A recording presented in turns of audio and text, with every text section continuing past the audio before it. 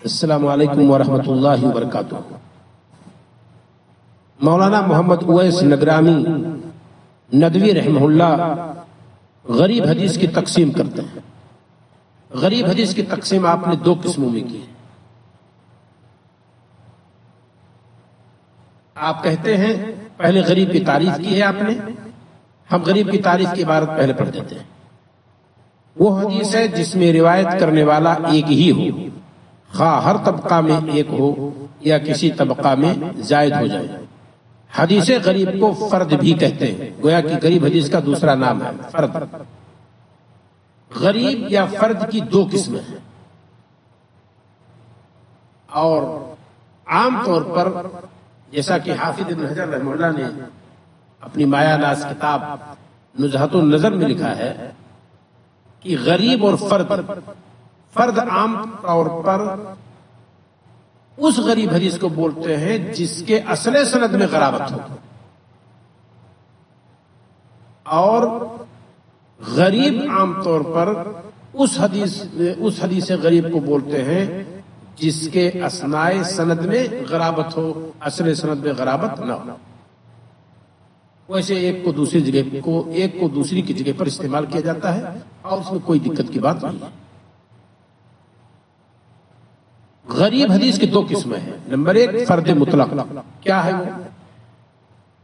نگرامی رحمہ اللہ کہتے ہیں کہ وہ حدیث ہے جس کی سند میں صحابی سے جو روایت کرنے والا ہے وہ تنہا ہو، دوسرے راوی تنہا ہوں یا نہ ہو۔ کبھی ایسا ہوتا ہے کہ فرد مطلق کے تمام راوی یا اکثر راوی تنہا ہوتے ہیں۔ مسند بزار اور موجم اور اوسط طبرانی کی موجم الاوسط، اس کی بہت مثالیں موجود ہیں۔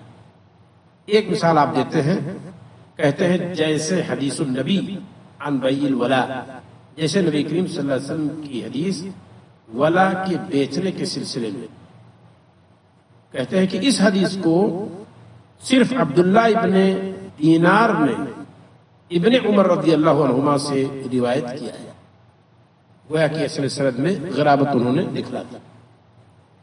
اچھا، اصل سند سب سے پہلے صحابی کے بعد نہیں، صحابی خود ہے، یعنی اگر صحابی صرف نبی کریم صلی اللہ علیہ وسلم سے روایت کرے تو اس کو بھی غریب کہیں گے، جیسے انما الاعمال بالنیات والی حدیث۔ اسے عمر بن الخطاب رضی اللہ تعالیٰ عنہ نے تنہا نبی کریم صلی اللہ علیہ وسلم سے روایت کی۔ یہ اور بات ہے کہ اس کے بعد بھی دو طبقہ کے اندر غرابت ہے، اور اسی کو نگرامی رحمہ اللہ نے کہا ہے دوسرے راوی تنہا ہوں یا نہ ہوں۔ کیا مطلب؟ یعنی اصل سند میں غرابت ہے، اور ہو سکتا ہے اس کے بعد بھی طبقہ تابعین میں یا تبع تابعین میں بھی غرابت ہو، ایسا بھی ہو سکتا ہے، لیکن کسی بھی طبقہ کے اندر اگر ایک ہی راوی ہے تو اس کو غریب کہیں گے۔ تو فرد مطلق یا غریب مطلق کون سی حدیث مانی جاتی ہے؟ وہ ہے جس کے اصل سند میں، وہ حدیث ہے جس کے اصل سند میں غرابت ہو۔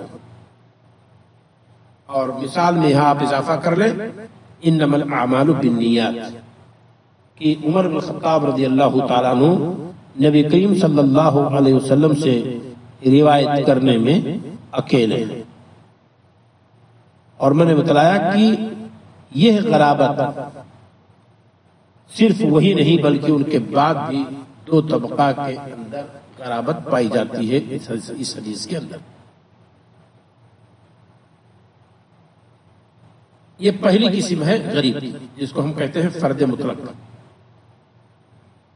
فرد نسبی، غریب نسبی، وہ حدیث ہے، نگرامی رحمہ اللہ کی عبارت دیکھیں ذرا، جس کی سند میں صحابی سے روایت کرنے والا نہیں بلکہ اس کے بعد کا راوی منفرد ہو۔ فرد مطلق کو عموماً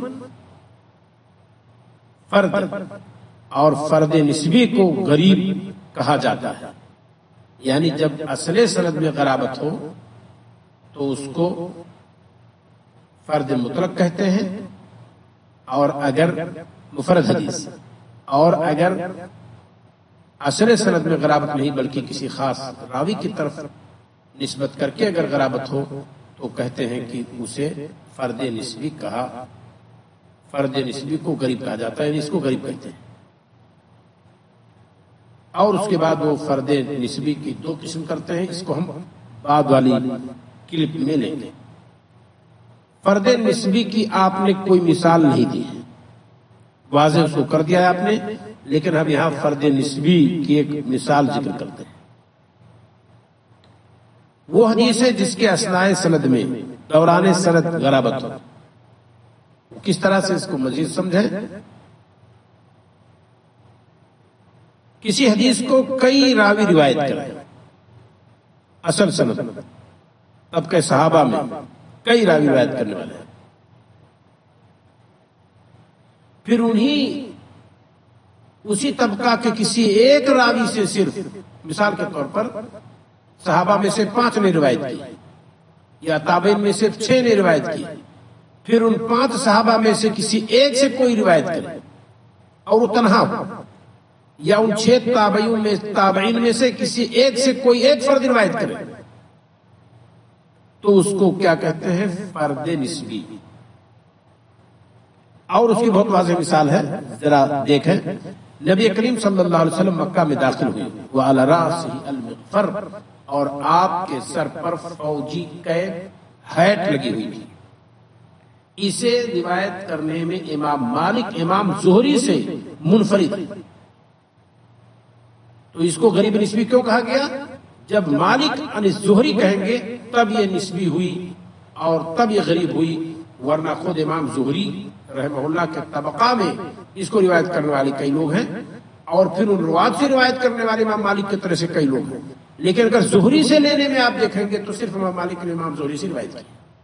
تو جب مالک عن زہری کہیں گے تو یہ حدیث غریب نسبی کہلائے گی، اور امام زہری کی طرف نسبت کرتے ہوئے غریب ہے، ورنہ اصل سند میں غرابت نہیں ہے، حدیث مشہور ہے اور حدیث بہت معروف ہے۔